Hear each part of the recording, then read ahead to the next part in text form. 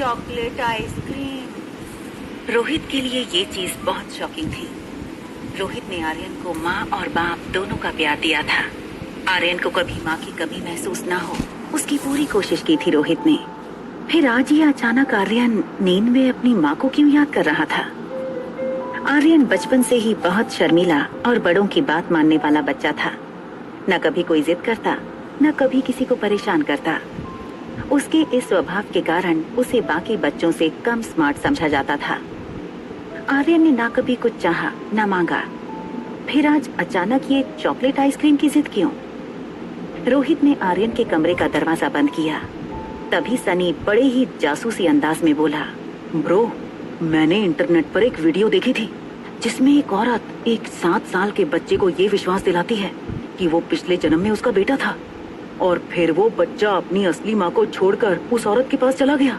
सनी की इस बेतुकी बात से इरिटेट होकर रोहित ने पूछा, तुम कहना क्या चाहते हो? तो सनी ने पहले तो उस प्राइवेट प्रेसिडेंशियल स्वीट के हर कोने में जाकर चेक किया कि कहीं कोई सुन तो नहीं रहा, और फिर उसी दबी आवाज में कहता है, ब्रो, ये सामने वाली ब्यूटीफुल दीदी को मिलने के बाद आर्यन का बिहेवियर थोड़ा चेंज हो गया है। बस ये सुनकर रोहित की पेशेंस खत्म हो गई। उसने सनी को सर के पीछे एक टपली मारते हुए गुस्से से कहा, कितनी बार कहा है टेक्नोलॉजी का सही इस्तेमाल किया करो। दिन भर या तो ये गेम्स खेलते रहते हो या ऐसी वाहियात वीडियो देखते हो। चलो जाओ, अब तुम्हारा भी सोने का वक्त हो गया है। रोहित का ऑर्डर सुनने के बाद किसी की हिम्मत नहीं थी उसके ऑर्डर को फॉलो ना करे। सनी भी चुपचाप अपने कमरे की ओर चला गया। रोहित ने सनी को वहाँ से भगा तो दिया, मगर सनी की बात उसके दिल में शक गड़ा चुकी थी। रोहित बालकनी में गया और ऊपर टिमटिमाते तारों को देखकर सोचने लगा, क्या सचमुच वो लड़की आर्यन के इमोशंस के साथ खेलकर मुझ तक पहुंचना चाहती थी, या वो सिर्फ एक कोइंसिडेंस था? सुबह का वक्त था। रिया बालकनी में बैठकर टैबलेट पर गेम खेल रही थी और अनिका अपने फोन में कुछ चेक कर रही थी और सोच रही थी कि आखिर उसके खोए हुए बेटे को कैसे ढूंढे, किससे मदद मांगे। एक बार उसने बेंगलुरु से कॉल करके मनाली पुलिस को कंप्लेंट की थी, मगर छानबीन में पाया गया कि ना तो हॉस्पिटल में उसके जुड़वा बच्चे पैदा होने का कोई रिकॉर्ड था और ना कोई गवाह था जिससे ये साबित होता कि अनिका ने जुड़वा बच्चों को जन्म दिया था, और जो जन्मा ही नहीं था वो गायब कैसे हो सकता था। वो ये सब सोच ही रही थी, तभी अनिका को याद आया कि उसकी स्कूल का एक दोस्त पंकज इन दिनों मनाली पुलिस में सब इंस्पेक्टर है। उसने झट से अपना मोबाइल उठाया और अपने पुराने दोस्त के जरिए उस पंकज का नंबर ढूंढने में लग गई। तभी अनिका के फोन स्क्रीन पर एक नंबर फ्लैश होता है। उसकी फ्रेंड ने पंकज का नंबर शेयर किया था। बिना देर किए अनिका ने पंकज को फोन लगा दिया। वो रिया से थोड़ा दूर बालकनी की रेलिंग के पास चली गई। वो नहीं चाहती थी कि रिया उसकी ये बातें सुने। दूसरी तरफ पंकज फोन उठाता है। अनिका ने पंकज को अपनी कहानी बताई कि कैसे एक आदमी ने डिलीवरी के तुरंत बाद हॉस्पिटल से उसका बच्चा चुराया था। और फिर आखिर में अनिका बोली, पंकज प्लीज मेरी मदद करो, कोई तो रास्ता होगा जिससे मैं मेरे बेटे तक पहुंच सकूं। पंकज पहले से इस केस से वाकिफ था, इसलिए अनिका की पूरी बात सुनने के बाद पंकज ने कहा, चलो अगर मैं मान भी लूं कि तुम जो कह रही हो वो सब सच है, फिर भी मैं ऑफिशियली तुम्हारे लिए कुछ नहीं कर सकता, क्योंकि कहीं भी ऐसा कोई सबूत नहीं है जो ये बता सके कि तुम्हारे जुड़वा बच्चे हुए थे। I am really sorry. Anika का दिल बैठ सा गया। उसके बेटे तक पहुंचने की उसकी उम्मीदें कम होती नजर आ रही थी। पंकज भी मानो अनिका की चुप्पी से उसकी उदासी भाप गया हो, वैसे उसने मायूस अनिका को उम्मीद की एक किरण दिखाते हुए कहा, देखो अनिका, मैं एक बात कह सकता हूँ ऑफ द रिकॉर्ड, मनाली में जितने भी गलत काम होते हैं, चाहे वो किडनैपिंग ही क्यों ना हो, सारे केसेस में कहीं ना कहीं तुम्हारे ससुराल वाले यानी कि डोगरा खानदान का हाथ होता ही है। देखो अगर वहीं से कुछ पता चले तो। पंकज के फोन रखने के बाद अनिका गहरी सोच में डूब गई और वो अपने अंगूठे को दांत के बीच दबाकर बालकनी में तेज कदमों से घूमने लगी। वो सोच रही थी कि क्या पंकज ने जो कहा वो सच था, और अगर वैसा है भी तो डोगरा खानदान से उसके बेटे की इंफॉर्मेशन आखिर कैसे निकाली जाए। तभी उसे एक आइडिया आया और उस आइडिया का नाम था कुणाल। क्यों ना कुणाल के जरिए कोई इंफॉर्मेशन निकाली जाए। अनिका कुछ सोच के कुणाल को मिलने का तय करती है। अनिका फट से बेडरूम में जाकर चेंज करती है। रिया अभी अपनी गेम में इतनी इन्वॉल्व थी कि उसे उसके पास क्या चल रहा है उसकी कोई खबर ही नहीं थी। अनिका जीन्स और कुर्ती पहनकर बाहर आई। उसने तेजी से अपना पर्स और मोबाइल उठाते हुए रिया से कहा, देखो बेटा, मम्मा 2-3 घंटों में वापस आ जाएगी। तुम्हें कुछ भी चाहिए तो होटल के रूम सर्विस से मंगवा लेना। रिया छोटी थी, लेकिन अपनी उम्र के बच्चों से काफी ज्यादा स्मार्ट थी। उसको अक्सर अकेले रहने की आदत थी। अनिका ने मेन डोर खोला और बाहर जाकर अनिका ने फिर से रिया को आवाज लगाई, कुछ भी हो जाए रूम से बाहर मत निकलना। हमारे रूम के सामने एक बड़ा पागल और एक छोटा पागल रहता है। रिया ने बालकनी से ही आवाज दी, नहीं जाऊंगी, लव यू मम्मा। अनिका ने दरवाजा बंद किया और लिफ्ट की ओर मुड़ी तो अचानक उसके पांव वहीं जम गए। लिफ्ट के पास रोहित और सनी खड़े थे। इतना ही नहीं, उन्होंने सब कुछ सुन भी लिया था। कुछ देर तो रोहित अनिका को और अनिका रोहित को बस देखते ही रहे।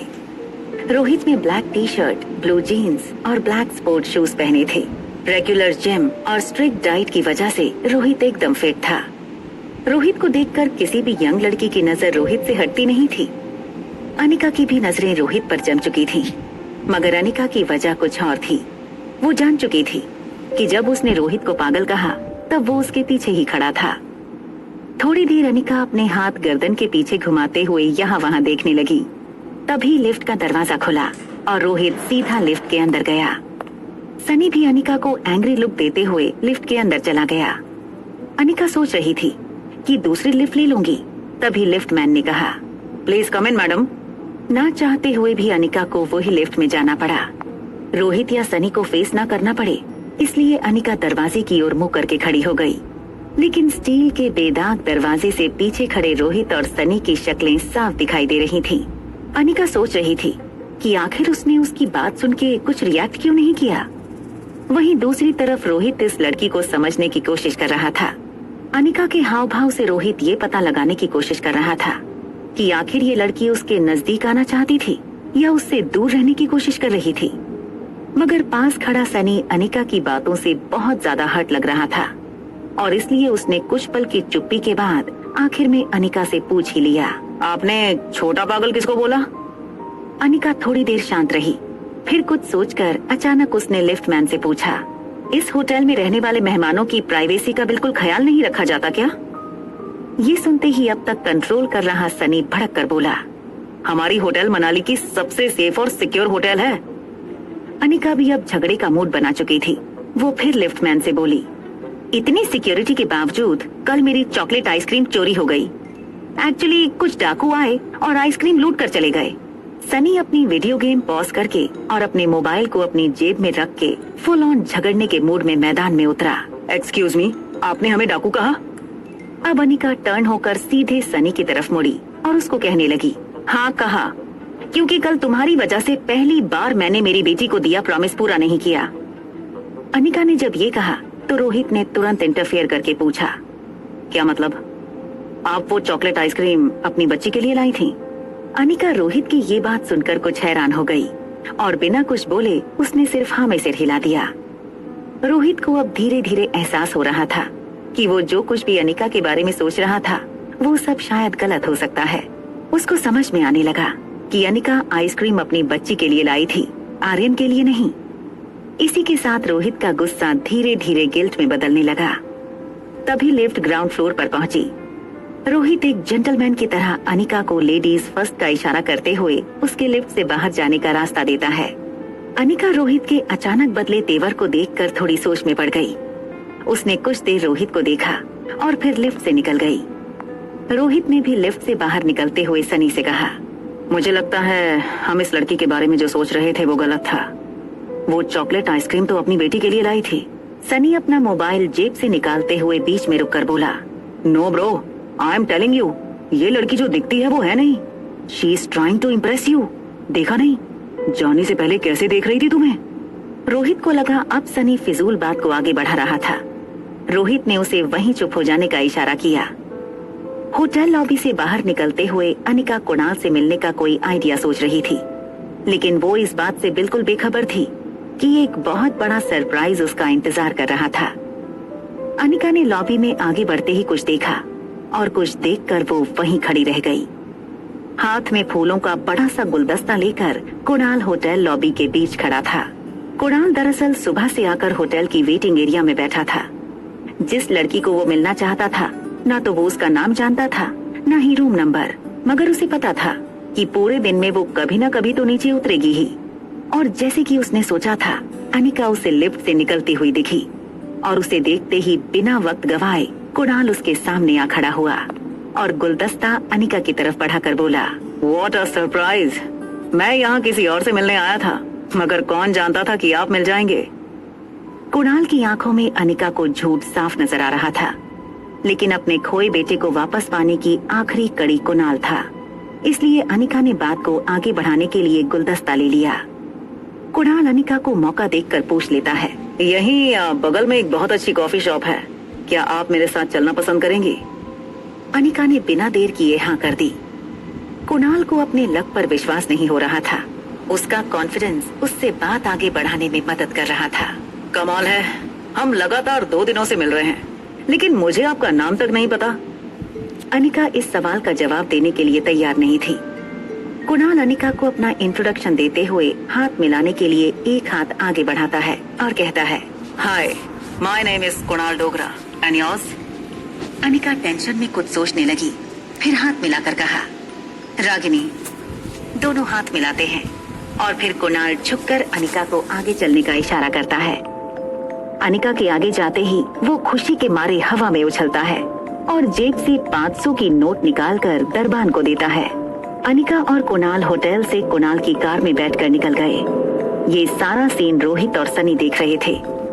रोहित ने जो देखा उसे उस पर विश्वास नहीं हो रहा था। होटल चेक इन रजिस्टर में रोहित ने अनिका का नाम पढ़ लिया था, फिर उसने कुणाल को अपना नाम रागिनी क्यों बताया? वो समझ ही नहीं पा रहा था कि इस लड़की का असली रूप क्या था।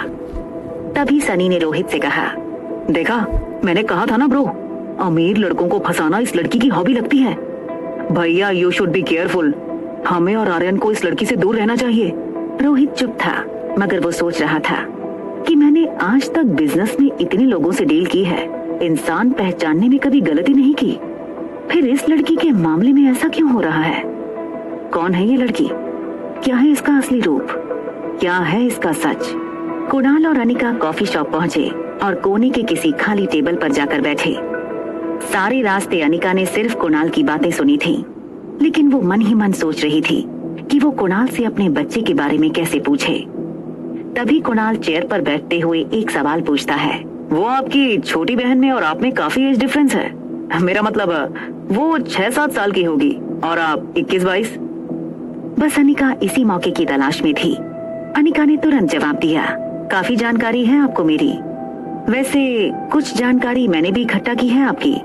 ये सुनकर कुणाल को लगा कि रागिनी को भी कुणाल में इंटरेस्ट है। कुणाल स्टाइल से पूछता है, अच्छा, जैसे कि? अनिका ने बात को आगे बढ़ाते हुए कहा, जैसे कि आप मैरिड हो।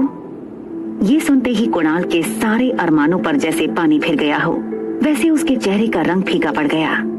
अनिका कंटिन्यू करती है, इनफैक्ट आपकी शादी के वक्त आपकी वाइफ 4 मंथ्स प्रेग्नेंट थी, है ना? कुणाल हैरान होकर पूछता है, रागिनी, तुम ये सब कैसे जानती हो? अनिका कुणाल के हाथ पर हाथ घुमाकर कहती है, आप ही ने कहा था कुणाल डोगरा का नाम मनाली में किसी को भी पूछूं तो वो आपके घर तक छोड़ देगा।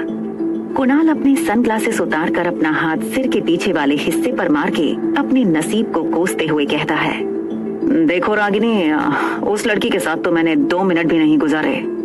शादी के फेरे पूरे होते ही मैं दिल्ली चला गया था और जब वापस आया तब तक उसकी डिलीवरी का वक्त हो चुका था। उसने एक बच्ची को जन्म दिया और मौसी के साथ बेंगलुरु चली गई, बस। अनिका कुणाल की बात दोहराते हुए कहती है, बस इतना ही?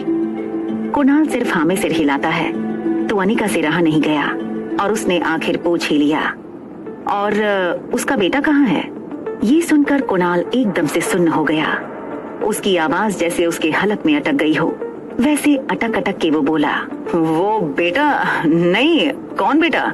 अनिका का पारा अब पूरी तरह चढ़ चुका था। उसने बिना कुछ सोचे खुद की बात पर जोर देते हुए सीधा ही पूछ लिया, उसका बेटा? उस लड़की ने जुड़वा बच्चों को जन्म दिया था, तो उसका बेटा कहाँ है? कुणाल चौंका हुआ तो था ही, लेकिन साथ ही उसको हल्का सा शक हुआ कि रागिनी इस तरह अनिका के बारे में क्यों पूछ रही है। और तभी मानो जैसे अनिका ने कुणाल के एक्सप्रेशंस पढ़ लिए हों, वैसे वो तुरंत बात घुमाते हुए बोली, ठीक है, मत बताओ। मैं भी ऐसे किसी इंसान के साथ फ्रेंडशिप नहीं कर सकती जो मुझसे बातें छुपाता हो। इतना कहकर अनिका झूठ मूठ वहाँ से उठकर जाने का नाटक करने लगी। अनिका कुछ कदम आगे चली ही थी कि तभी पीछे से कुणाल ने नर्वस सा मुंह बनाकर थोड़ी बुझी हुई आवाज में कहा, अच्छा रुको, बताता हूँ। अनिका को नाराज होकर जाते देख कुणाल सोच में पड़ गया। उसे लगा कि अगर वो रागिनी को सब कुछ नहीं बताएगा तो शायद वो उससे दोस्ती नहीं करेगी। अपने नए क्रश को खुद से दूर जाते रोकने के लिए कुणाल ने उसे आवाज दी, रुको, बताता हूँ, सब कुछ बताता हूँ। अनिका जैसे उसी पल का इंतजार कर रही थी वैसे वो तुरंत रुक गई। अनिका की धड़कनें तेज हो चुकी थीं, मगर उसने अपने आप पर संयम रखा था क्योंकि वो नहीं चाहती थी कि कुणाल और किसी को भी उसके बारे में कुछ भी पता चले।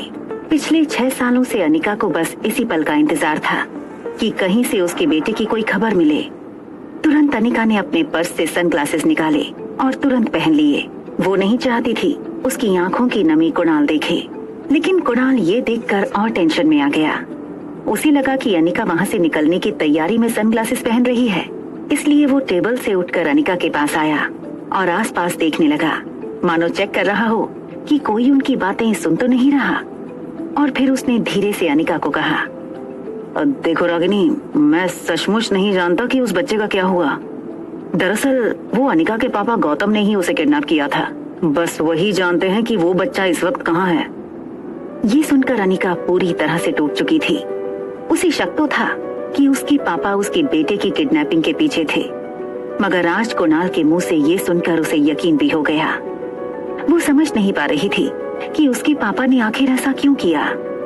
कुणाल, जो अब तक अनिका के पीछे खड़ा हुआ था, उसने अनिका के कंधे पर हाथ रखा और फिर धीरे से वो उसके सामने आया। अनिका, जो अपने शौक में थी, वो कुणाल को सामने देखकर बिना कुछ बोले बस यहाँ वहाँ देखने लगी।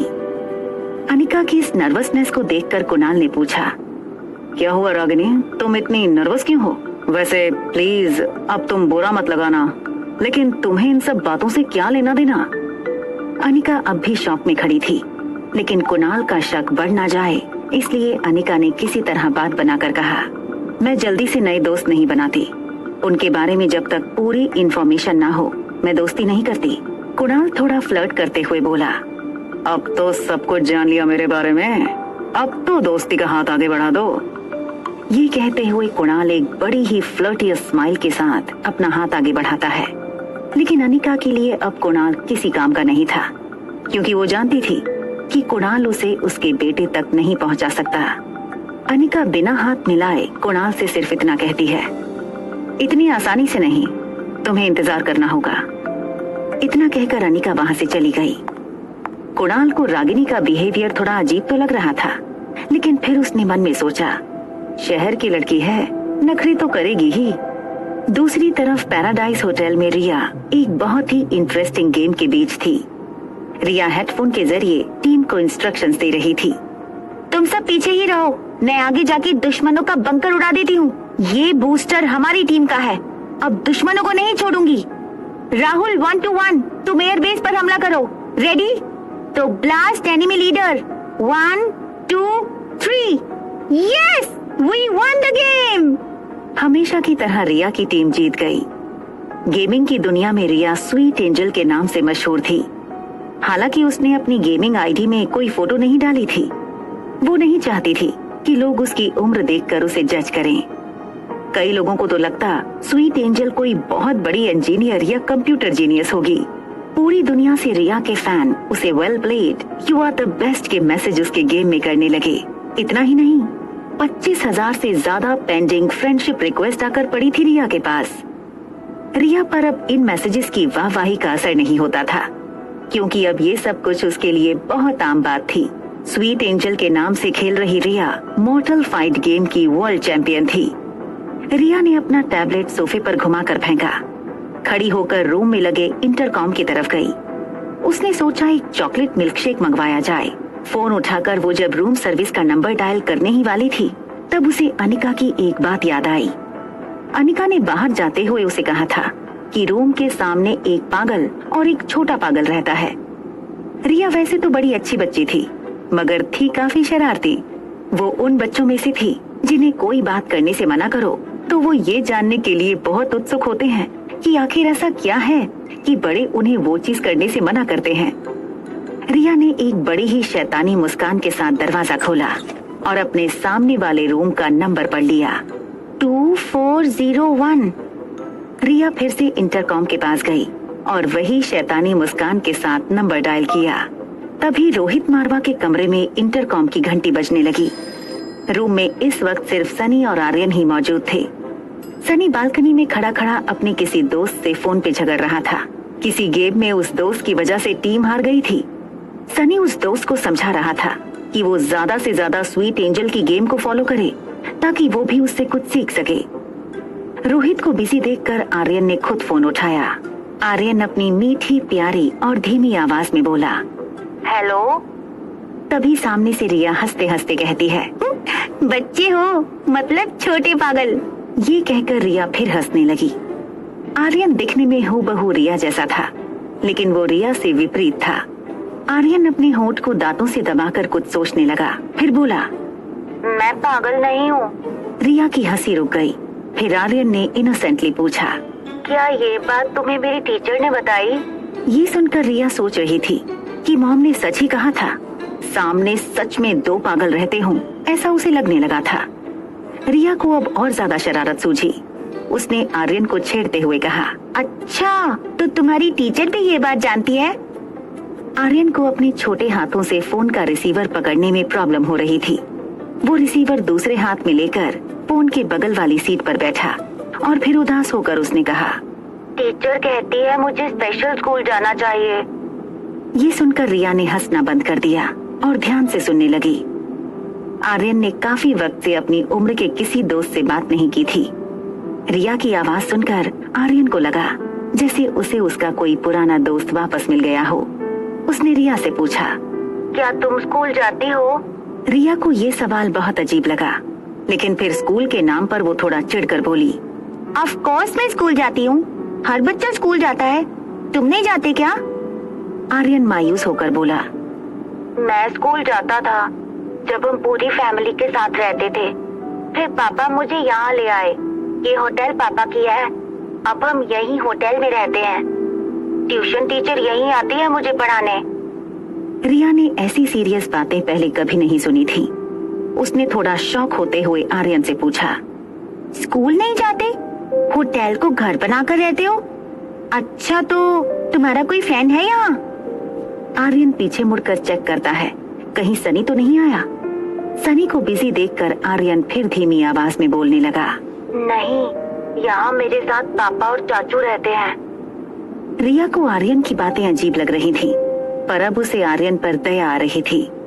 रिया ने किसी मैच्योर एडल्ट की तरह गंभीर विचार किया और आर्यन के सामने एक ऑफर रखी। अच्छा एक बात बताओ, मेरी दोस्त बनना चाहोगे? आर्यन, जिसकी लाइफ में सिर्फ दो चीजों की कमी थी, माँ और दोस्त की, और इसीलिए आर्यन ने तुरंत हाँ कर दी। उसकी आवाज में जैसे अचानक जोश आ गया हो। रिया ने भी खुश होकर अपने आप को इंट्रोड्यूस किया, आई एम रिया, तुम्हारा नाम क्या है? आर्यन बढ़ते कॉन्फिडेंस के साथ बोला, आई एम आर्यन, तुम कहाँ से बोल रही हो? रिया ने जवाब दिया, मैं तो सामने रहती हूँ, मैं और मेरी मॉम तुम्हारी होटल में गेस्ट हैं, तुम मुझसे मिलना चाहोगे? ये सुनकर आर्यन ने बाहर बैठे सनी को देखा। उसे लगा कि सनी तो अपनी ही प्रॉब्लम से परेशान है। तब उसने कुछ सोचकर एक हाथ फोन के माइक पर रखकर धीरे से पूछा, मगर कैसे? पापा मुझे रूम से अकेले निकलने नहीं देंगे। रिया ने एक हाथ कमर पर रखकर फोन का रिसीवर सिर पर पटका। अरे तुम बच्ची हो क्या? देखो तुम ठीक 15 मिनट में मुझे नीचे होटल की लॉबी में मिलो। मैं मम्मी को फोन करके बोल दूंगी कि मुझे पिज्जा खाना है, इसलिए हम नीचे जा रहे हैं। वो जब आए तब तुम उनसे भी मिल लेना और हमारे साथ पिज्जा खाने भी चलना। अच्छा बाय, अब मैं फोन रखती हूँ, तुम 15 मिनट के बाद नीचे मिलना। तभी आर्यन थोड़ा कंफ्यूजन में अपना सिर खुजाते हुए कहता है, मगर मैं तुम्हें पहचानूंगा कैसे? रिया इम्प्रेस होकर कहती है, वेरी गुड क्वेश्चन। एक काम करो, ब्लैक पैंट और ब्लैक टी शर्ट पहन कर आना, मैंने भी वही पहना होगा। हमारी ड्रेस से हम एक दूसरे को पहचान लेंगे। आर्यन को आइडिया पसंद आया। उसने फोन रखा और सनी की तरफ देखते हुए और उससे बचते हुए दबे पांव अंदर बने दूसरे कमरे में चला गया, जो आर्यन का ही कमरा था। दूसरी तरफ रिया ये सोचकर खुश थी कि इस नई जगह पर उसने नया दोस्त बनाया था। कुछ सोचकर रिया ने अपने मोबाइल से एक मैसेज टाइप किया, I want to go out for pizza, come fast। और वो मैसेज उसने अनिका को भेज दिया। कुछ ही पल में आर्यन अपने कमरे से ब्लैक जीन्स और ब्लैक टी शर्ट पहनकर बाहर निकलता है। उसने देखा सनी अब भी कान में हेडफोन डाले फोन पर बिजी था। आर्यन में इतनी हिम्मत पहले कभी नहीं आई थी।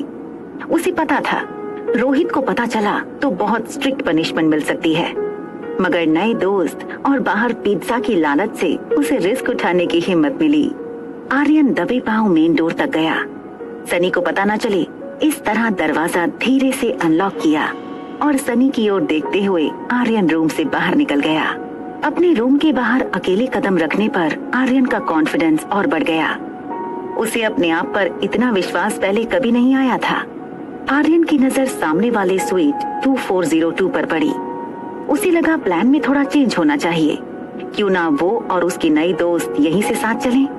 आर्यन कॉरिडोर में आगे बढ़ा। वो रिया के रूम के दरवाजे तक पहुंचा। उसने हाथ ऊपर करके डोरबेल बजानी चाहिए, लेकिन वहां तक उसका हाथ नहीं पहुंचता था, इसलिए उसने दरवाजा नॉक करने का सोचा। वो नॉक करने ही वाला था कि तभी लिफ्ट खुलने की आवाज आई। आर्यन का दिल डर के मारे जोर जोर से धड़कने लगा। उसने सोचा कि अगर रोहित ने उसे इस तरह रूम के बाहर देख लिया तो पता नहीं क्या होगा।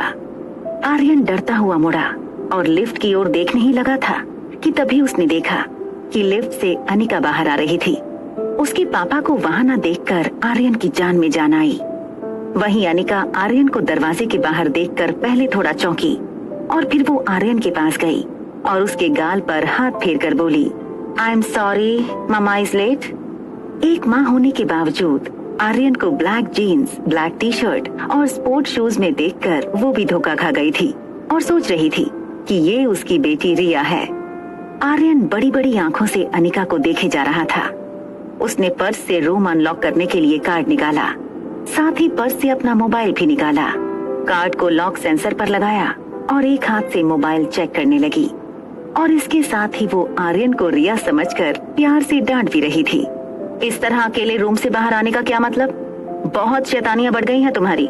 तभी रूम अनलॉक होने की आवाज आई और इसी के साथ अनिका की नजर रिया के मैसेज पर पड़ी, Want to eat pizza, come fast।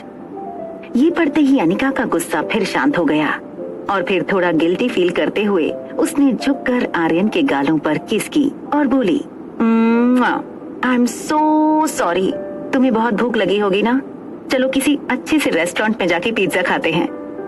ये कहते ही अनिका ने फिर से रूम के दरवाजे को बाहर से बंद किया और वो आर्यन का हाथ पकड़कर सीधा उसे लिफ्ट में ले गई। ये सभी दौरान आर्यन बस अनिका को देखे जा रहा था। अनिका का स्पर्श, उसका प्यार देखकर आर्यन को ऐसा लगा जैसे कि अगर उसकी माँ होती तो उसे ऐसे ही प्यार करती। आर्यन ये तक भूल चुका था कि उसे उसकी नई दोस्त को मिलना था। इस वक्त आर्यन को अनिका की ममता के आगे और कुछ नहीं दिख रहा था। लिफ्ट में अनिका की बगल में खड़ा आर्यन धीरे से अचानक अनिका की उंगली पकड़ लेता है। ये देखकर अनिका को थोड़ा अजीब लगा और उसने आर्यन की तरफ देखा।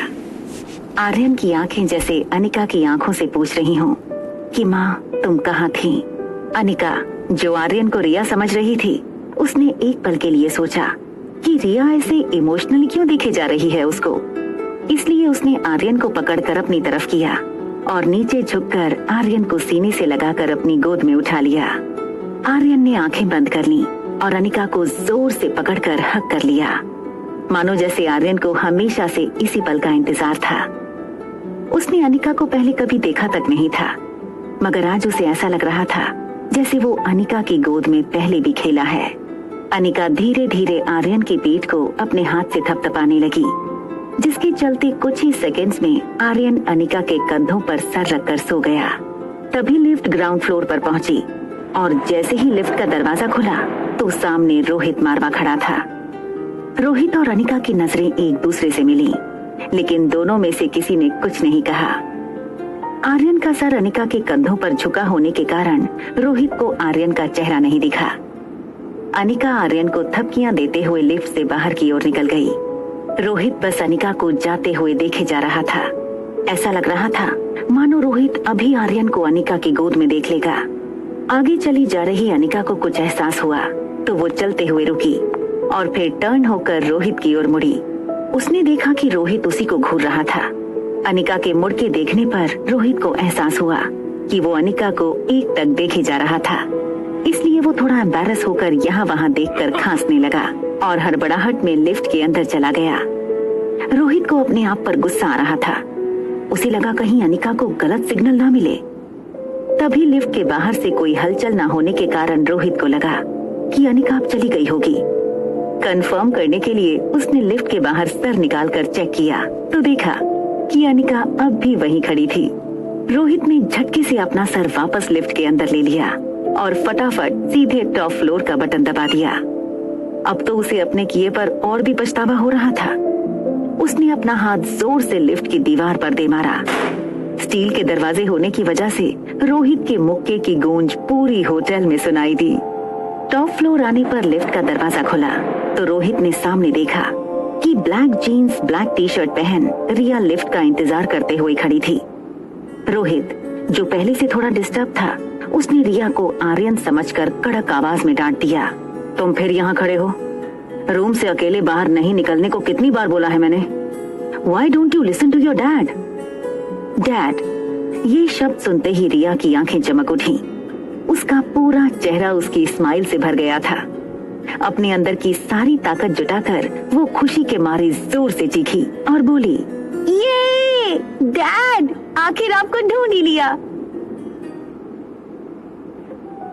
ये डैड मिल गए, डैड मिल गए। रिया बाहें फैलाकर हवाई जहाज की तरह रोहित से चिपक गई। रोहित हैरान हो गया था। हमेशा चुपचाप रहने वाले आर्यन को आज हो क्या गया था? इस बच्चे में चेहरे के सिवा कोई गुण नहीं था जो आर्यन से मेल खाता हो।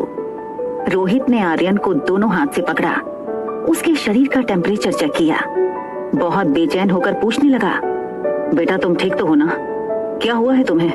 रिया ने रोहित को एक हाई फाइव देकर कहा, आज तो मैं कुछ ज्यादा ही ठीक हूँ। रोहित आर्यन को लेकर एक्स्ट्रा पॉजेसिव था, मगर आज उसका डरना सही भी था। उसे लगा कहीं आर्यन किसी मानसिक बीमारी का शिकार तो नहीं हुआ। वो फिलहाल ऐसा कुछ नहीं करना चाहता था जिससे आर्यन पर कोई स्ट्रेस हो। रोहित ने रिया को थोड़ा नरमी से कहा, चलो बेटा अंदर चलें, तुम्हारे खाने का वक्त हो गया है, भूख लगी होगी। रिया ने पेट पर हाथ घुमाते हुए कहा, हाँ भूख तो जोरों की लगी है। रिया ने रोहित को एक हाथ से इशारा करके झुकने को कहा। रोहित भी बिना देर किए झुक गया। रिया ने रोहित के कान में फुसफुसाते हुए कहा, मुझे तो पिज्जा खाना है। रोहित ये बात सुनकर हैरान हो गया। आज तक कभी आर्यन ने सामने से कोई चीज डिमांड नहीं की थी, फिर आज अचानक पिज्जा की डिमांड। रोहित आर्यन को ऐसी कंडीशन में उसे किसी चीज के लिए मना करके उसकी मानसिक स्थिति और बिगाड़ना नहीं चाहता था।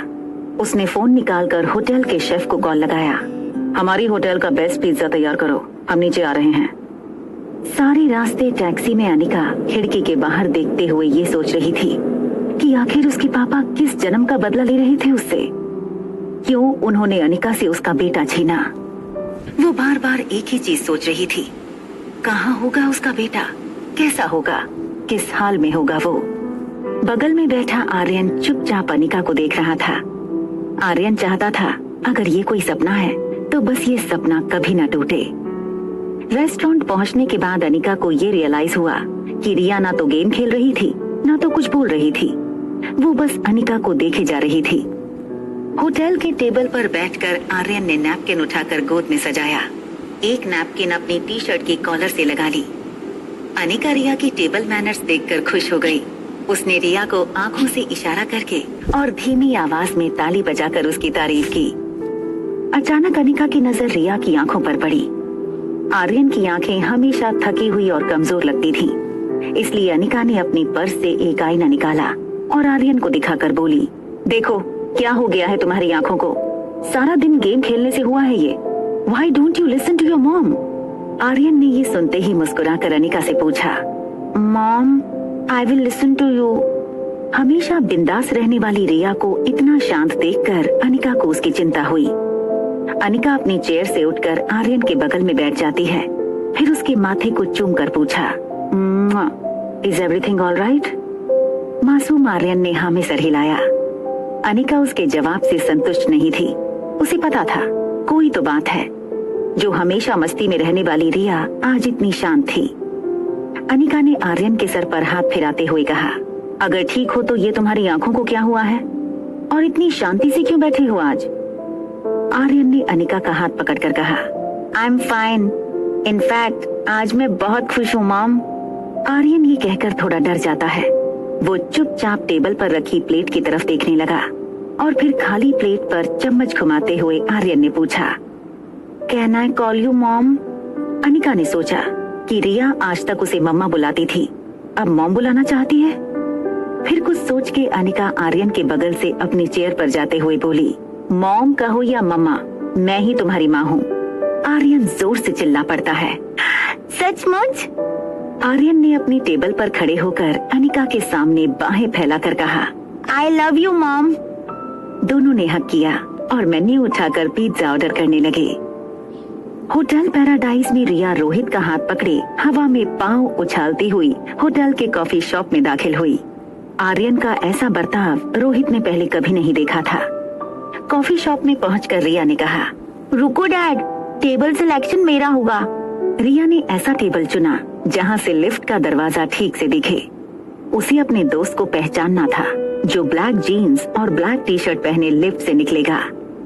रोहित रिया की हर एक हरकत बड़े ध्यान से देख रहा था। तभी टेबल पर एक लार्ज पिज्जा आया। रिया पिज्जा देखकर खुश हो गई। उसने एक बड़ा सा पीस उठाया और एक बड़ा बाइट ले लिया। रोहित को ऐसे टेबल मैनर्स बिल्कुल पसंद नहीं थे।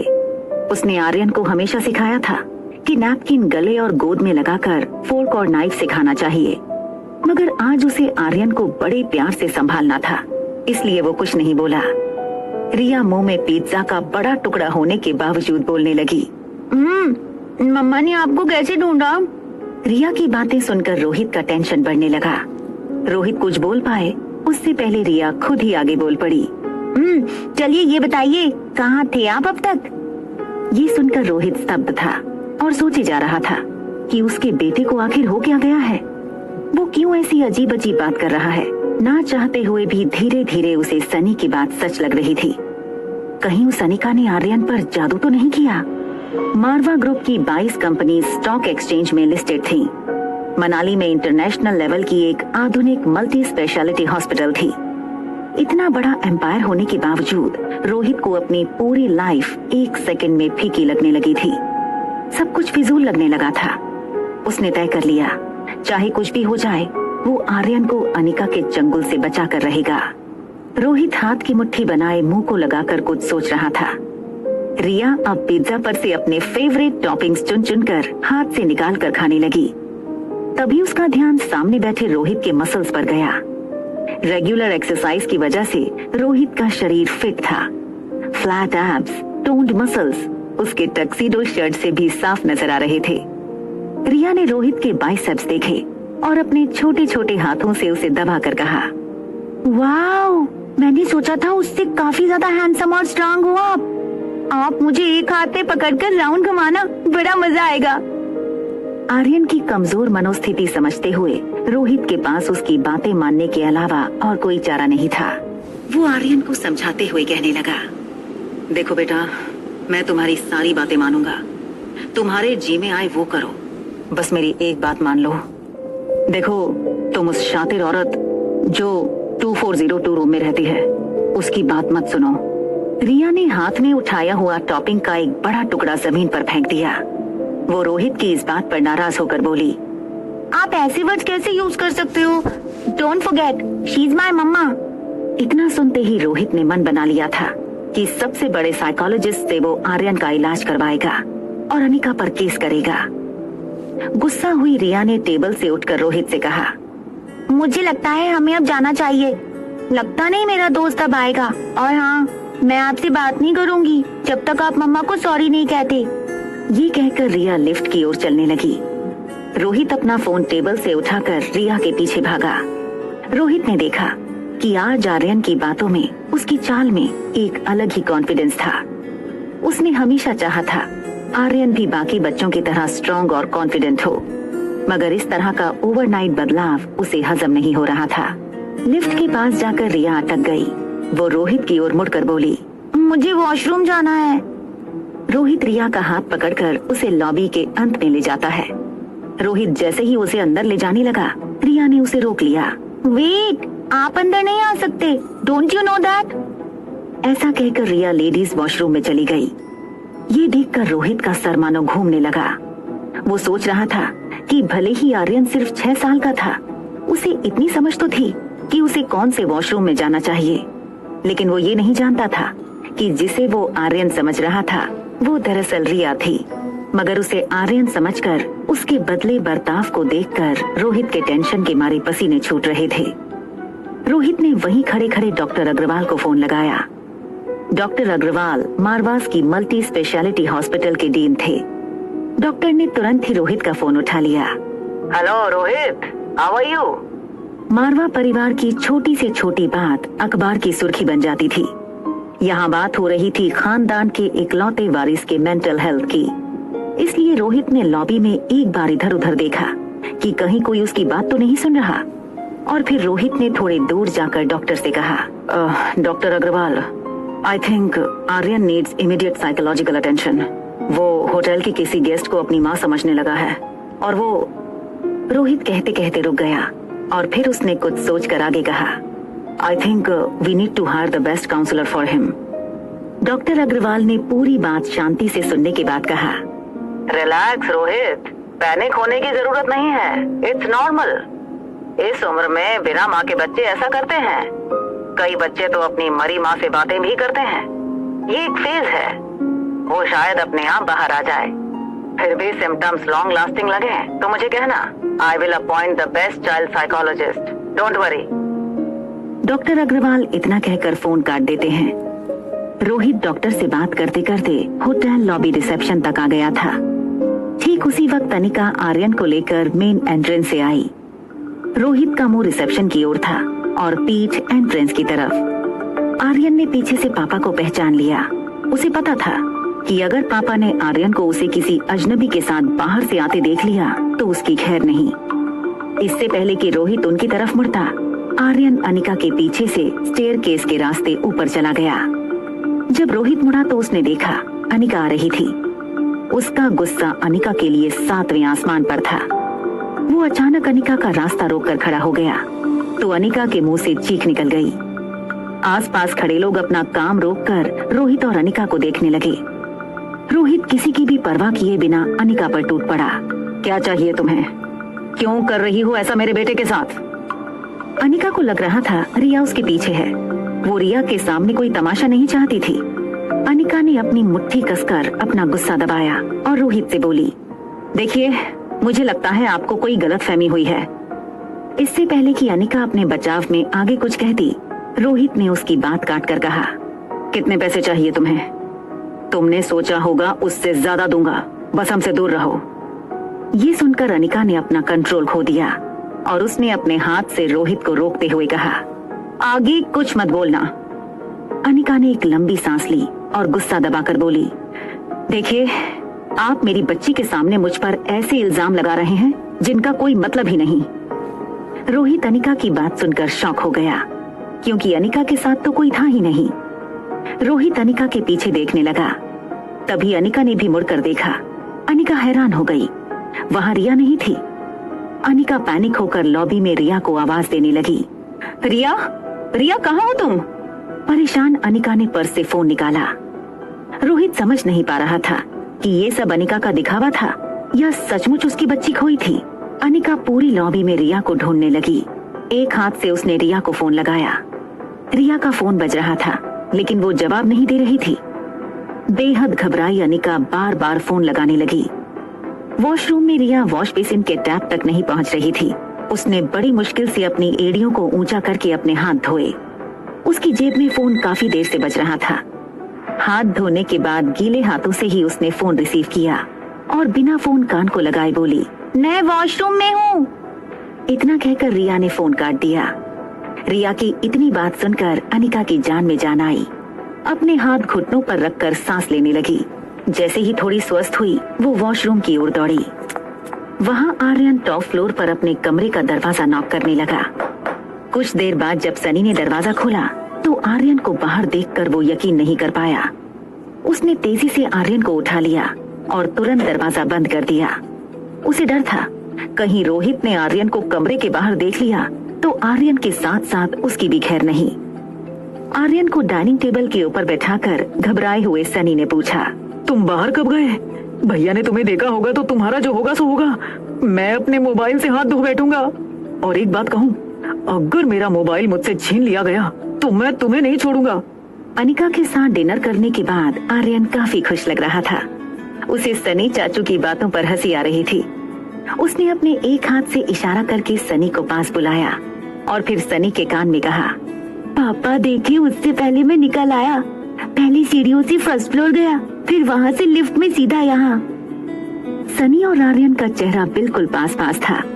सनी ने वहीं से आर्यन के जैसा ही टोन निकालते हुए पूछा, मगर तुम गए कहाँ थे? आर्यन ने अपनी आंखें नीचे की और मुस्कुराकर बोला, पिज्जा खाने। नीचे अनिका लेडीज वॉशरूम में जाती है। वहाँ जैसे ही उसे रिया दिखी उसने रिया को उठाकर चूम लिया और फिर थोड़ा प्यार से डांट भी दिया। आज पूरी शाम तुम वेल बिहेव थी, होटल में आते ही तुम्हारी शैतानी शुरू।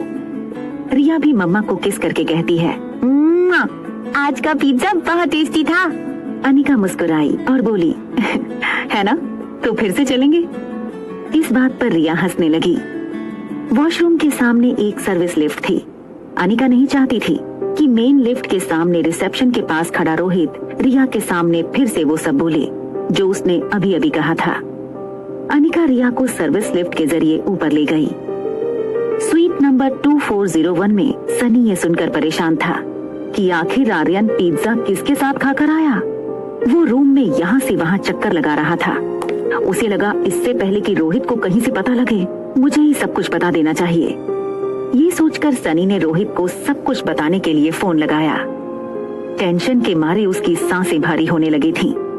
जैसे ही दूसरी तरफ से रोहित ने फोन उठाया, सनी हिम्मत करके सब कुछ एक सांस में बोल गया, भैया आर्यन पिज्जा खा के आया है। लेकिन इसके बाद रोहित ने सनी को जो कहा वो सुनकर सनी गहरे सदमे में चला गया। रोहित ने कहा, हाँ, मैं ही उसे ले गया था। अब शौक लगने की बारी रोहित की थी। आया है मतलब? आर्यन ऊपर तुम्हारे साथ है? सनी रिलीफ के साथ कहता है, हाँ वो तो आ गया। रोहित को आर्यन का बिहेवियर बिल्कुल पसंद नहीं आ रहा था, मगर उसे डॉक्टर अग्रवाल की बात याद आई। फेज है, निकल जाएगा। रोहित सनी से कहता है, ठीक है, मैं भी आता हूँ। रात के 11 बज चुके थे। अनिका अपने स्वीट के बेडरूम में बेड पर लेट गई। सारे दिन की थकान के बाद अब उसके शरीर की कमजोरी उसकी आंखों में साफ दिखाई दे रही थी। वहाँ बगल में रिया बेड पर लेटी तो थी, मगर नींद उससे कोसों दूर थी। रिया की आंखों के सामने बार बार एक ही फिल्म चल रही थी। रिया, मम्मा और डैड किसी बीच पर घूमने गए हैं और रिया डैड के कंधों पर बैठी है। रिया ने कच्ची नींद में सोई अनिका से पूछा, मम्मा कितना अच्छा होगा अगर आप और डैड साथ ही रहो। अनिका की कच्ची नींद अब गहरी हो चुकी थी, इसलिए उसने रिया की बात नहीं सुनी। रिया ने भी अनिका को सोते हुए देखा।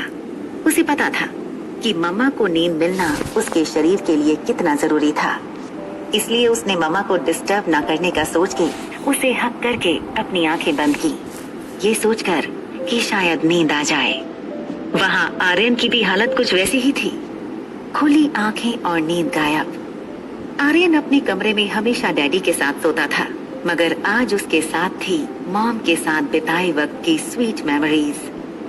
दोनों बच्चों की आंखों से नींद गायब थी, लेकिन दोनों के पास अब एक उम्मीद थी। ये उम्मीद कि बहुत जल्द हम मॉम एंड डैड के बीच सोएंगे।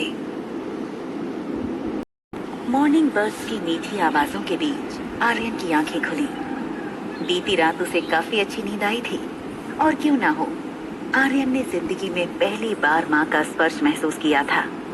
मगर उसे पता था चाहे कुछ भी हो जाए, रोहित को कल के बारे में पता नहीं चलना चाहिए। आर्यन धीरे से अपना सर पिलो से उठाकर कमरे में देखने लगा। रीडिंग टेबल पर रोहित लैपटॉप पर रोज की तरह अपने मेल्स चेक कर रहा था। आर्यन ब्लैंकेट हटाकर बेड से उतर गया, अपने स्लीपर्स पहने और बाथरूम में चला गया। रोहित की आंखें भले ही लैपटॉप स्क्रीन पर थीं, उसका ध्यान पूरी तरह से आर्यन पर था। वो मन ही मन भगवान से प्रार्थना कर रहा था, बस आर्यन पहले की तरह नॉर्मल हो जाए। डॉक्टर अग्रवाल का कहा सच हो, वो बस आर्यन का एक फेज हो जो निकल गया हो। आर्यन ब्रश करके बाथरूम से बाहर आया। रोहित के पास जाकर एक ओबीडिएंट बच्चे की तरह बोला, गुड मॉर्निंग डैड। रोहित ने आर्यन के कंधे पर हाथ रख के विश किया। गुड मॉर्निंग आर्यन, चलो नाश्ता कर लेते हैं, फिर तुम रेडी हो जाओ, टीचर आने वाली होंगी। आर्यन हाँ में सर हिलाकर लिविंग एरिया की तरफ जाने लगा। रोहित की नजरें अब भी आर्यन के बर्ताव पर थीं, जो अब बिल्कुल पहले जैसा हो गया था। रोहित ने लैपटॉप बंद किया और आर्यन के पीछे लिविंग रूम में गया। डाइनिंग टेबल पर रोज की तरह होटल के सर्विस स्टाफ ने नाश्ता सजा दिया था। Orange juice, bread toast, butter और सलाद। आर्यन ने अपनी ग्लास में जूस लिया और प्लेट में सलाद लेकर खाने लगा। रोहित ने राहत की सांस ली। आर्यन पहले की तरह नॉर्मल हो गया था। Manali city area. इस बीच कामिनी तेज कार चलाकर किसी का पीछा कर रही थी। थोड़ी थोड़ी देर में मुड़ते रास्तों पर बेपरवाह होकर कार चलाना खतरनाक हो सकता था, मगर कामिनी को ये फिक्र थी कि कुणाल उसकी आंखों से दूर ना हो जाए। कामिनी सुबह 7 बजे से कुणाल के घर के बाहर अपनी कार में कुणाल के निकलने का इंतजार कर रही थी। 9 बजे जैसे ही कुणाल निकला, कामिनी उसका पीछा करने लगी। बर्थडे पार्टी के बाद ना तो कुणाल कामिनी का फोन उठा रहा था और ना ही कॉल बैक कर रहा था। कामिनी को कुणाल का ये बर्ताव बहुत अजीब लग रहा था, इसलिए कामिनी कुणाल का पीछा करके पता करना चाहती थी कि आखिर कुणाल कहाँ और किसके साथ बिजी है। कुणाल अपनी कार काफी तेजी से चला रहा था। कुछ देर तक कामिनी ने कुणाल का पीछा किया। कुणाल की गाड़ी होटल पैराडाइज के गेट पर रुकी। कामिनी थोड़ी दूर रुक गई। उसने देखा कुणाल ने गेट पर सिक्योरिटी से कुछ बात की और गाड़ी लेकर अंदर चला गया। कामिनी कुणाल को पता नहीं चलने देना चाहती थी कि वो उसका पीछा कर रही थी। कामिनी ने अपनी गाड़ी वहीं पार्क कर दी। कामिनी चलकर होटल में एंटर हुई। उसने देखा कुणाल वैले पार्किंग के लिए अपनी कार दे रहा था। कुणाल होटल लॉबी से होते हुए लिफ्ट तक गया। कामिनी ने एंट्रेंस के शीशे से कुणाल पर नजर रखे हुई थी। कुणाल जब लिफ्ट के अंदर चला गया तो कामिनी दौड़कर लिफ्ट के पास आई। उसने देखा कि लिफ्ट 4th फ्लोर पर रुकी। कामिनी तुरंत बगल वाली लिफ्ट में गई और 4th फ्लोर का बटन दबाया। जैसे ही लिफ्ट 4th फ्लोर पर रुकी, कामिनी ने बड़े ध्यान से लिफ्ट के बाहर झांक कर देखा। कॉरिडोर खाली था। कामिनी चुपके से बाहर आई। कॉरिडोर की राइट साइड से कुणाल की आवाज आई। कामिनी ने दीवार के कोने से लगकर देखा।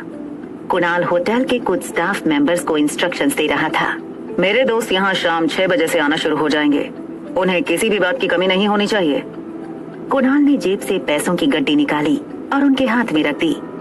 कुणाल लगभग धमकाते हुए उन्हें कहने लगा, और पैसे चाहिए तो मिल जाएंगे, मगर याद रखना कोई गलती नहीं होनी चाहिए। इसके बाद कुणाल उनके साथ बॉलरूम में चला गया। कामिनी दीवार के कोने से दबे पांव बॉलरूम के दरवाजे पर जा पहुंची। उसने दरवाजे से झांक कर देखा तो कुणाल अपने हाथ हिलाकर कुछ समझा रहा था। सारा हॉल फूलों से सजा देना, और हाँ, ये बीच में एक स्पॉटलाइट और मुझे एक फॉलो लाइट भी चाहिए। जब मैं वो दरवाजे से अंदर आऊंगा, मेरे हाथ में फूलों का गुलदस्ता होगा। मैं चाहता हूँ कि वो फॉलो लाइट मुझे फॉलो करे। मैं चलकर लड़की के पास आऊंगा और जैसे ही मैं उसके पास पहुंचूं, हॉल की सारी लाइट ऑन कर देना। ठीक इस वक्त डीजे से कहना कि मेरा सेलेक्ट किया हुआ गाना बजा दे। दरवाजे के बाहर खड़ी कामिनी कुछ समझ नहीं पा रही थी कि कुणाल आखिर करना क्या चाहता था। तभी वहाँ होटल का एक सफाई स्टाफ वहाँ आया। उसने कामिनी को इस तरह खड़े देख हैरानी से पूछा, एक्सक्यूज मी मैडम, आपको कुछ चाहिए? कामिनी घबरा गई, कहीं कुणाल को उसके बारे में पता न चल जाए। वो वहाँ से भाग निकली। सफाई वाला उसे आवाज देने लगा, अरे मैडम क्या हुआ, क्या हुआ मैडम? आवाज सुनकर कुणाल और बॉलरूम में मौजूद बाकी लोग बाहर दरवाजे की तरफ आ गए। सीनियर स्टाफ ने सफाई वाले से पूछा, क्या हुआ मनोज, क्यों चिल्ला रहे हो? मनोज हंसकर बोला, पता नहीं सर, एक लड़की यहाँ दरवाजे से लगकर खड़ी थी, उसके हाथ में उसके जूते थे। मैंने उससे पूछा कुछ चाहिए आपको, तो भाग खड़ी हुई। मुझे लगता है वो गलत फ्लोर पर आ गई थी। तभी कुणाल ने मनोज के चेहरे की ओर इशारा करते हुए कहा, तुम्हारी शक्ल देखकर डर गई होगी। बाकी स्टाफ वाले सफाई वाले मनोज पर हंसने लगे। कुणाल ने मनोज के हाथ में 2000 रुपए दिए। कुछ और पैसे दिखाकर कुणाल ने कहा, मेरा एक काम करोगे? अगर काम हो गया तो और 2000 दूंगा। मनोज ने खुश होकर कुणाल से कहा, जरूर करूंगा साहब, आप काम तो बोलिए। कुणाल ने अपनी जेब से फोन निकाला। फोन की गैलरी में जाकर उसने रागिनी की तस्वीर मनोज को दिखाई। जब अनिका उसे कॉफी शॉप में मिलने आई थी तब चुपके से कुणाल ने उसकी तस्वीर निकाल ली थी। कुणाल ने मनोज को तस्वीर दिखाकर कहा, इस लड़की को गौर से देखो, इसका नाम रागिनी है और ये तुम्हारे होटल में ही रुकी है। बस तुम्हें ये पता लगाना है कि होटल के किस रूम में रुकी है। फिर कुणाल ने जेब से एक लेटर निकाला और मनोज को समझाया। जैसे ही वो मिल जाए उसे बस ये लेटर दे देना। मनोज ने तस्वीर देखी और मुस्कुराकर बड़े कॉन्फिडेंस से बोला, फिक्र मत कीजिए, आपका काम हो जाएगा, लेटर इस लड़की तक पहुंच जाएगा। कुणाल मनोज की पीठ थपथपाकर वहां से निकल गया। कामिनी गहरी सोच में अपनी गाड़ी की तरफ बढ़ रही थी। उसे ये तक पता नहीं था कि उसकी पाँव की सैंडल अब तक उसके हाथों में थी। कामिनी ने दरवाजा खोलकर सैंडल को बगल की सीट पर डाला। वो जैसे ही गाड़ी में बैठी उसने देखा कुणाल अपनी गाड़ी में तेजी से होटल पैराडाइज के गेट से निकल रहा था। कामिनी तुरंत स्टीयरिंग व्हील के नीचे छुप गई। उसने कुणाल की गाड़ी को आगे निकलते हुए देखा। कामिनी समझ नहीं पा रही थी आखिर कुणाल ये सब क्यों कर रहा था और किसके लिए। कुणाल ने गाड़ी में तेज म्यूजिक लगाया हुआ था। वो अपनी जेब से फोन निकालकर एक हाथ से ड्राइव करते हुए एक हाथ से मैसेज टाइप करने लगा। ठीक शाम 6 बजे होटल पैराडाइज के बॉलरूम में पहुंच जाना। कुणाल ये मैसेज अपने नजदीकी दोस्तों को करने वाला था। वो चाहता था कि वो अपनी नई खूबसूरत दोस्त को अपने सारे फ्रेंड से इंट्रोड्यूस करवाए। गाड़ी चलाते हुए मैसेज भेजने वाले कुणाल को ये पता नहीं चला कि कब उसने गलती से ये मैसेज कामिनी को भी भेज दिया। कामिनी अपनी गाड़ी में सर स्टीयरिंग पर रखकर बैठी थी।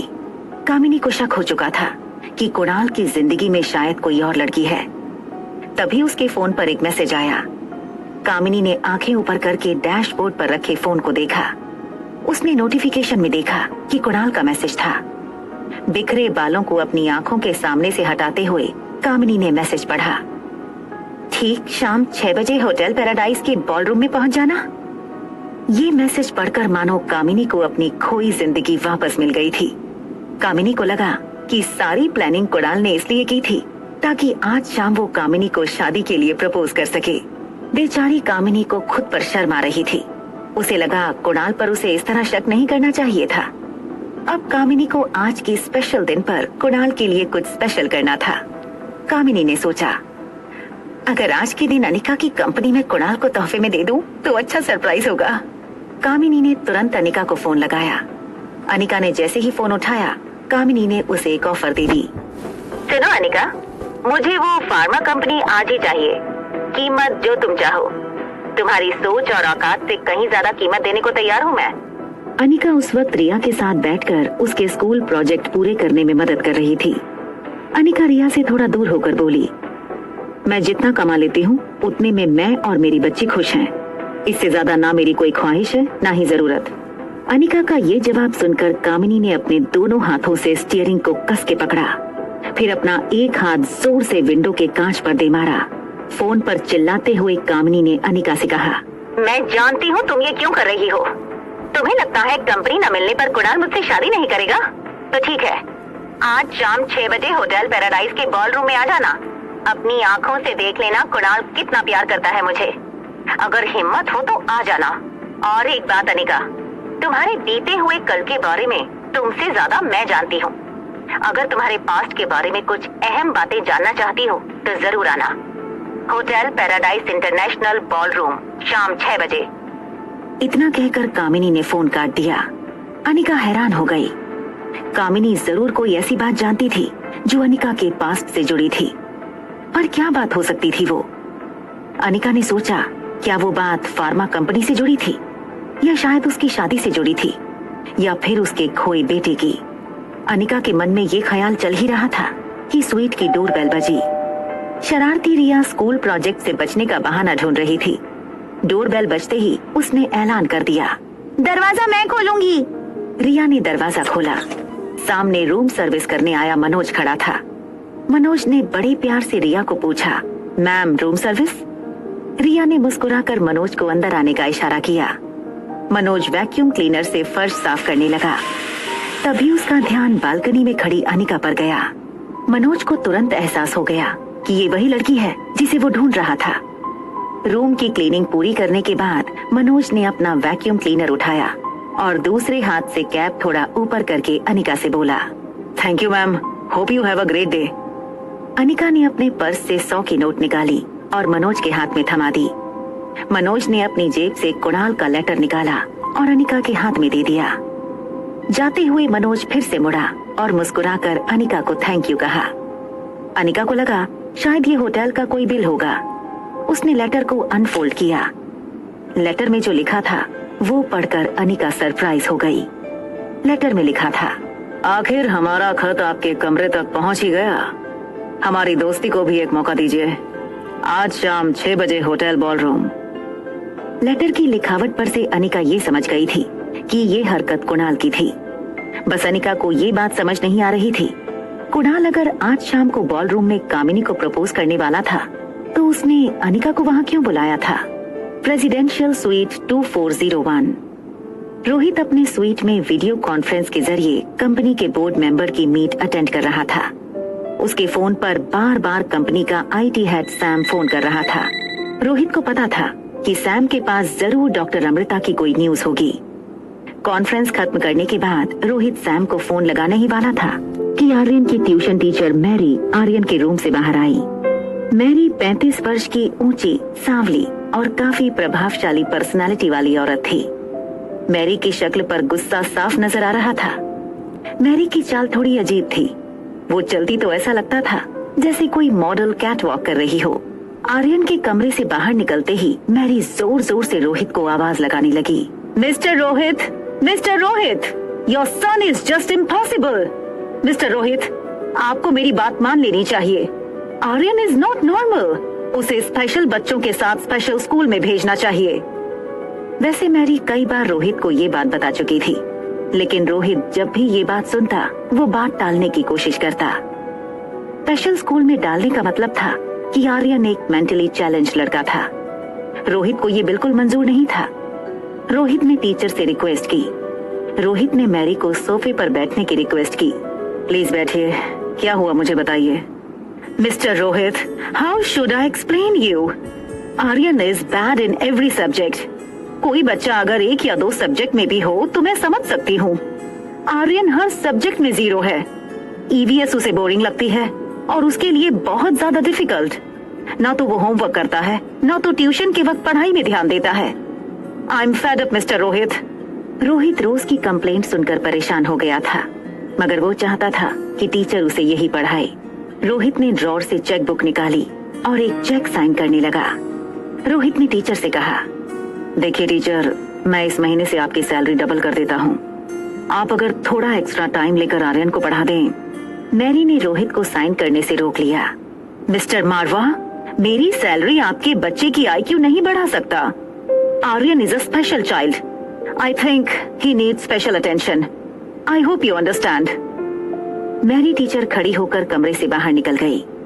रोहित बेडरूम में आर्यन से बात करने जा ही रहा था कि फिर से सैम का फोन आया। इस बार रोहित ने सैम का फोन उठा लिया। बोलो सैम। सर, मैंने मेल का लोकेशन ट्रैक किया है। सर, बहुत हैरान कर देने वाली बात है। डॉक्टर अमृता ने जिस नेटवर्क के जरिए मेल भेजा था वो मनाली का है। इतना ही नहीं सर, वो डॉक्टर अमृता इस वक्त आप ही की होटल पैराडाइज में है। Sir, you can find her now. Rohit Marwah की दादी काफी समय से बीमार थी। डॉक्टर अमृता से अपॉइंटमेंट लेने की काफी नाकाम कोशिशें कर चुका था रोहित। अब उसके पास मौका था डॉक्टर अमृता से फेस टू फेस मिलने का। रोहित ने अपनी स्वीट से बाहर निकलते हुए होटल रिसेप्शन को फोन लगाया। सिस्टम में चेक करके मुझे तुरंत बताओ, क्या डॉक्टर अमृता ने हमारी होटल में चेक इन किया है? मैं अभी नीचे आ रहा हूँ। This is urgent. Doctor Amrita हमारी होटल में है और हमें उसे ढूंढना है। Hotel paradise ballroom. शाम के 6 बज चुके थे। बॉल रूम में एक एक करके कुणाल के सारे दोस्त आने लगे थे। मनाली के नामचीन परिवारों के बच्चे कुणाल के दोस्त थे। इनमें से ज्यादातर यंगस्टर्स रोज किसी न किसी पार्टी में जाने के आदी थे। महंगे कपड़े, जूते, लेटेस्ट फैशन की नुमाइश करने का इससे अच्छा मौका कहाँ मिल सकता था। लड़के अपनी घड़ियां, फोन और गैजेट्स शो ऑफ करने में लगे थे। लड़कियां अपनी डिजाइनर ड्रेसेस और ज्वेलरी दिखाकर एक दूसरे को जलाने की कोशिश कर रही थी। ऐसे में अनिका कामिनी को ढूंढती हुई बॉल रूम में आई। सिंपल जीन्स और कुर्ती में भी अनिका की खूबसूरती हर लड़की पर भारी पड़ रही थी। कमरे में मौजूद हर लड़की की नजर अनिका पर पड़ते ही उसी पर थम गई थी। बेचारी अनिका ने बिना किसी कसूर के काफी लड़कियों की दुश्मनी मोल ले ली थी। सारे लड़के जिस तरह अनिका को देख रहे थे उसे काफी ऑकवर्ड फील हुआ। वो चुपचाप कमरे के कोने में जाकर बैठ गई। Hotel reception. लिफ्ट से निकलते ही रोहित ने रिसेप्शन पर खड़ी लड़कियों को आवाज लगाई। Did you find doctor Amrita in the system? एक रिसेप्शनिस्ट जो कंप्यूटर पर कुछ चेक कर रही थी उसने कहा, sir, doctor Amrita is not our guest. Doctor Amrita नाम की किसी गेस्ट ने चेक इन नहीं किया है। रोहित ने आवाज ऊंची करते हुए कहा, how is it possible? Check again. मेरे पास इंफॉर्मेशन है, डॉक्टर अमृता इस वक्त हमारी होटल में ही मौजूद हैं, and I want to meet her, it's urgent. ये कहकर रोहित ने रिसेप्शन डेस्क पर मुक्का मारा। रोहित के गुस्से से ज्यादा उसकी पर्सनालिटी से डर लगता था रोहित के स्टाफ को।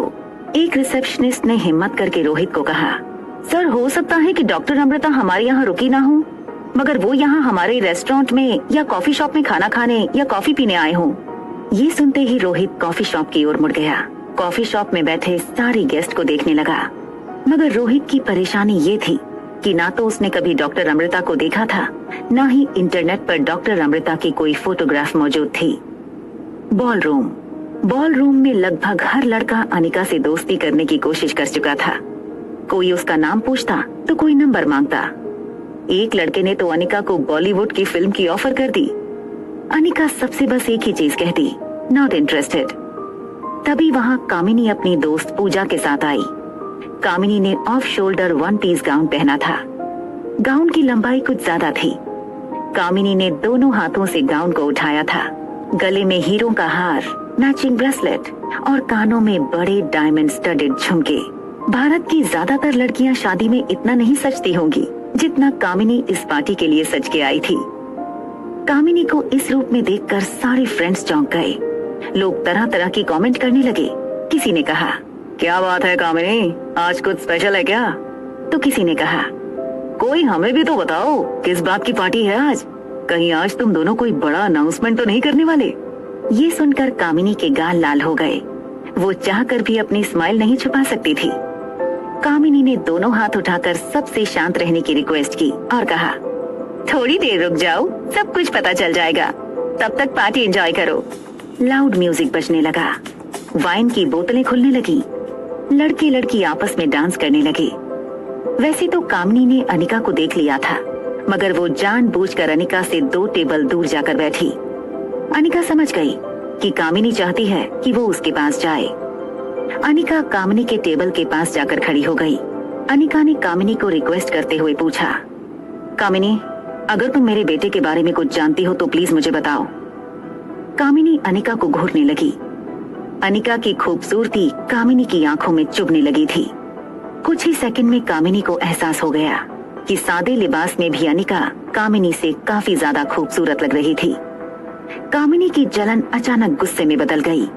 उसने बड़ी रूडली अनिका से कहा, सच बताओ, क्यों आई हो तुम यहाँ?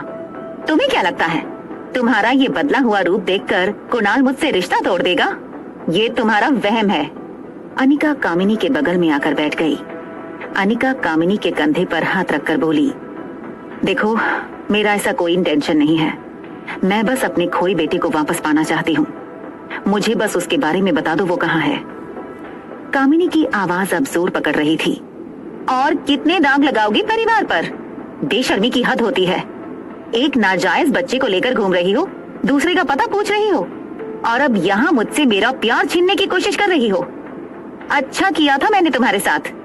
इतनी मोटी और बदसूरत होने के बावजूद कुंवारी माँ बन गई थी। अगर तुम उस वक्त ऐसी लगती तो पता ही नहीं क्या करती। अनिका ये बात सुनकर चौंक गई। उसने कामिनी से पूछा, क्या मतलब है तुम्हारा? क्या किया था उन्होंने मेरे साथ?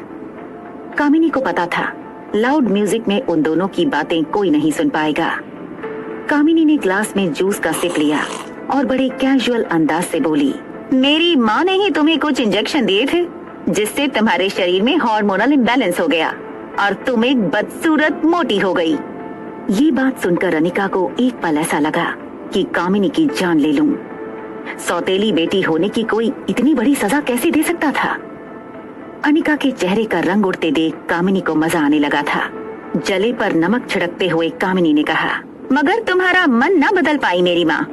इतनी मोटी और बदसूरत होने के बावजूद पता नहीं किस आवारा के साथ रात बिता कर आई थी। शी, तुम्हें तो सौतेली बहन कहने में भी शर्म आती है। अब जाओ यहाँ से, कुणाल दोबारा तुमसे रिश्ता नहीं जोड़ेगा। अनिका को ये सारी बातें तीर की तरह चुभ रही थीं, मगर वो सब कुछ बर्दाश्त करती गई क्योंकि उसे उसके बच्चे तक पहुंचने का कोई क्लू चाहिए था। वो फिर से कामिनी को गिड़गिड़ा कर पूछने लगी, देखो कामिनी, तुम्हें कुछ भी पता है मेरे बेटे के बारे में तो प्लीज बताओ मुझे। मैं तुम्हारे आगे हाथ जोड़ती हूँ। अनिका की तड़प उसकी आंखों और उसके शरीर में साफ दिखाई दे रही थी। वो कांपते हाथों से कामिनी के आगे गिड़गिड़ाने लगी। गलती से जूस का गिलास कामिनी के कपड़ों पर उलट गया। कामिनी अपना गाउन झटकते हुए खड़ी हुई। You stupid woman, stay away from me. मैं जानती हूँ तुम यहाँ किस मकसद से आई हो। Get out from here. कामिनी ने अनिका को धक्का मारा। अनिका जमीन पर गिरी। उसे तो नहीं लगी, मगर उसका फोन टूट गया। तेज म्यूजिक में भी कामिनी की बातें काफी लोगों ने सुनी।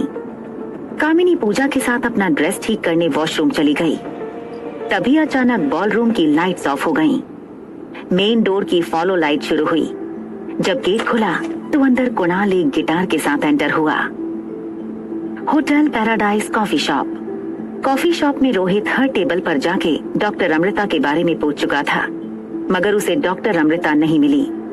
तभी उसे होटल के एक स्टाफ मेंबर ने कहा, सर, 4th फ्लोर पर बॉलरूम में कुणाल डोगरा की पार्टी चल रही है, वहाँ जाकर चेक करें, शायद डॉक्टर अमृता कुणाल डोगरा की गेस्ट हो। ये सुनते ही रोहित बिना टाइम गवाए बॉलरूम की ओर जाने लगा। बॉलरूम में चारों तरफ अंधेरा था। स्पॉटलाइट सिर्फ कुणाल पर थी।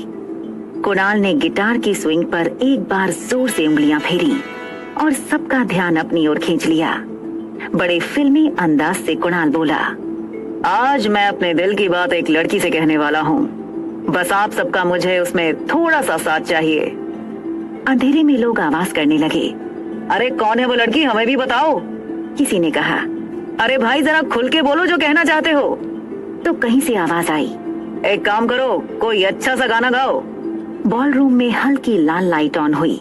कुणाल की नजर फोन ऑन करने की कोशिश करती हुई अनिका पर पड़ी। कुणाल की उंगलियां गिटार स्ट्रिंग पर घूमने लगी। वो गिटार पर एक रोमांटिक धुन बजाने लगा। सब लोग सुर में ताली बजाकर और चुटकी बजाकर उसका साथ दे रहे थे। वॉशरूम से कामिनी पूजा के साथ बाहर आई। कामिनी ने देखा कि उसने कुणाल की एंट्री मिस कर दी थी। उसने अपना एक पांव जोर से जमीन पर पटका और पूजा से कहा, उस अनिका ने पूरी शाम का मजा खराब कर दिया। पूजा ने कहा, शाम तो अभी शुरू हुई है, तुम अपना मूड मत बिगाड़ो। देखो कुणाल तुम्हारे लिए कितनी अच्छी धुन बजा रहा है। हाय, काश कोई मुझे भी इतना प्यार करता। कुणाल की उंगलियां गिटार पर जादू बिखेर रही थी। वो धुन बजाते हुए बिल्कुल धीरे धीरे अनिका की ओर बढ़ रहा था। कामिनी अपना ड्रेस दोनों हाथों से पकड़े धीरे धीरे कुणाल के पीछे चल रही थी। कामिनी को लग रहा था कि कुणाल की नजर उस पर नहीं पड़ी। शायद कुणाल उसे ढूंढने की कोशिश कर रहा था, लेकिन कुणाल की नजरों में सिर्फ एक ही लड़की थी जिसकी ओर वो धीरे धीरे बढ़ रहा था। जैसे ही कुणाल अनिका के नजदीक पहुंचा, वो अपने घुटनों के बल बैठ गया और बोला, मैंने आज तक तुम जैसी खूबसूरत लड़की नहीं देखी, क्या तुम मुझसे दोस्ती करोगी? अनिका को ये सब बहुत अजीब लगा। वो बस कमरे में यहाँ वहाँ देखने लगी। कामिनी को जो हुआ उस पर विश्वास नहीं हो रहा था। वो बोलने की कोशिश कर रही थी, मगर उसके मुंह से आवाज नहीं निकल रही थी। किसी तरह कामिनी ने पूरा जोर लगाकर अपने मुंह से आवाज निकाली, कुणाल, ये क्या कर रहे हो? कुणाल ने पीछे मुड़कर देखा तो बिल्कुल चौंक गया। वो उठकर बोला, कामिनी, तुम यहाँ क्या कर रही हो? कामिनी ने कुणाल का कॉलर पकड़कर उससे पूछा, तुमने ये सब कुछ इसके लिए किया है? कामिनी की सांस फूलने लगी थी। कुणाल ऑकवर्ड सिचुएशन में फंस चुका था। उसने अपना हाथ झटकते हुए कामिनी से कहा, देखो तुम चली जाओ यहाँ से, मैं तुमसे बाद में बात करूंगा। सारे दोस्तों के सामने कामिनी की बहुत बड़ी इंसल्ट हुई थी। लोग मन ही मन हंस भी रहे थे कामिनी पर। कामिनी की आंखों से आंसू टपकने लगे। वो रोते रोते कुणाल को पूछने लगी, ऐसा कैसे कर सकते हो तुम मेरे साथ? तुमने इसके लिए मेरा दिल तोड़ा, इस बेशरम लड़की के लिए मेरा दिल दुखाया। ये सुनकर कुणाल कामिनी पर भड़क गया। Just shut up. तुम रागिनी के बारे में ऐसा कैसे कह सकती हो? जानती क्या हो तुम रागिनी के बारे में? कामिनी ये सुनकर हैरान हो गई। उसने कुणाल से पूछा, रागिनी? कौन रागिनी? क्या तुम पागल हो गए हो? ये रागिनी नहीं अनिका है, वो मोटी अनिका जिसे तुमने अभी अभी तलाक दिया है। ये सुनकर कुणाल के हाथ से गिटार गिर गया। उसने धीरे से अनिका की तरफ देखा। उसे अपनी आंखों पर यकीन ही नहीं हो रहा था कि कोई इंसान इतना कैसे बदल सकता है। कुणाल कुछ कहे या करे उससे पहले कामिनी ने अनिका को बाजू से उसे पकड़कर बॉलरूम के बीचों बीच लाकर खड़ा कर दिया और बोली, मजाक बना के रख दिया है मेरा और कुणाल का सबके सामने, मगर अब तमाशा बनोगी तुम। आज तुम्हें वो सबक सिखाऊंगी कि दोबारा मेरी या कुणाल की जिंदगी में आने के बारे में सोच भी नहीं पाओगी। कामिनी ने अनिका को जोर से थप्पड़ मार दिया। पूजा ने अनिका के दोनों हाथ पीछे से पकड़ लिए। कामिनी ने अनिका को फिर से थप्पड़ मारने के लिए अपना हाथ उठाया, लेकिन अनिका को थप्पड़ लगे उससे पहले रोहित ने कामिनी का हाथ रोक लिया। रोहित ने बॉलरूम में मौजूद बाकी लोगों को देखा। रोहित ऊंची आवाज में बोला, व्हाट इज गोइंग ऑन? और आप सब लोग खड़े होकर तमाशा देख रहे हैं? रोहित ने कामिनी का हाथ छोड़कर उसे वार्निंग दी। देखो, होटल पैराडाइज में इस तरह का बिहेवियर बिल्कुल बर्दाश्त नहीं होगा। कुणाल बिल्कुल रोहित के सामने आकर खड़ा हो गया और उससे पूछा, तुम कौन होते हो हमारे मैटर में टांग अड़ाने वाले? Do you know who am I? Kunal Dogra नाम है मेरा। तभी रोहित के पीछे खड़े सिक्योरिटी गार्ड ने कहा, यह है मिस्टर रोहित मारवा, इस होटल के मालिक। कुणाल के पांव अपने आप थोड़ा पीछे हो गए। उसे पता था मारवा ग्रुप एक बहुत बड़ी कंपनी है और रोहित मारवा के बारे में कुणाल ने काफी कुछ सुन रखा था। कुणाल किसी को बिना कुछ कहे चुपचाप वहां से निकल गया। तभी रोहित का फोन बजा। रोहित ने जब फोन उठाया तो सैम ने कहा, सर काफी टाइम से सिग्नल नहीं आ रहा है, शायद उनका फोन स्विच ऑफ हो गया है। सर मुझे लगता है अब तक तो वो होटल से निकल चुकी होंगी। मैं अब ज्यादा देर इस वेबसाइट पर रहा तो फिर थ्रेट टू सिक्योरिटी में मुझे अरेस्ट भी किया जा सकता है। I am sorry sir. Doctor Amrita को ढूंढने में रोहित को हार का सामना करना पड़ा। उसने आंखें बंद करके फोन अपने सर पर पटका और बॉलरूम से जाने लगा। तभी उसने मुड़कर बॉलरूम में मौजूद लोगों को पूछा, यहाँ डॉक्टर अमृता को कोई जानता है? सभी लोग एक दूसरे को देखने लगे। अनिका ने अपनी नजरें नीचे कर ली, मानो वो रोहित से छुप रही हो। उसने अपने बाल ठीक किए और सामने खड़े रोहित को एक्सक्यूज मी कहकर निकल गई। Presidential suite. रोहित की प्रेसिडेंशियल स्वीट में सनी टैबलेट पर गेम खेल रहा था। सनी एक काफी इंटरेस्टिंग गेम के बीच में था। सनी की टीम हार रही थी। उनके काफी प्लेयर्स मर चुके थे। सभी प्लेयर मैसेज पर एक ही चीज लिख रहे थे, sweet angel come back and save us. तभी स्वीट एंजल की एंट्री हुई। स्वीट एंजल ने सनी के लिए मैसेज भेजा, तुम बस मुझे फॉलो करते जाओ। सनी ने भी वही करना शुरू किया। स्वीट एंजल एक के बाद एक मूव्स करती हुई ऑपोजिट टीम के प्लेयर्स को मारती गई। स्वीट एंजल का गेम कुछ ऐसा था कि मानो कोई इंसान नहीं कंप्यूटर खेल रहा हो। सनी, जो पहले से स्वीट एंजल का फैन था, उसके लिए ये बहुत बड़ी बात थी। आज उसे मौका मिला था स्वीट एंजल के साथ पार्टनर बनकर गेम खेलने का। फाइनली स्वीट एंजल ने ऑपोजिट टीम के सारे प्लेयर को मारकर गेम जीत ली। जीत पर सनी ने हवा में एक ऊंची छलांग लगाई। सनी और बाकी की टीम इतनी खुश थी मानो कोई जंग जीत ली हो। सनी ने स्वीट एंजल को गेम पर